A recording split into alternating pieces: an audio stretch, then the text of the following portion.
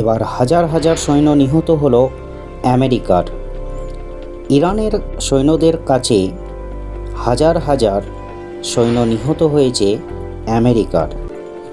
আমেরিকার Donald Trump হাজার হাজার সৈন্য পাঠিয়েছিলেন ইরানে স্থলপথে যুদ্ধ করার জন্য এবং হরমুজ প্রণালী খোলার জন্য। দীর্ঘদিন থেকেই যুদ্ধ চলাকালীন ইরান সরকার হরমুজ প্রণালী বন্ধ করেছেন। তাতে বিভিন্ন দেশে বাণিজ্যিক সম্পর্ক ছিন্ন হয়ে আছে।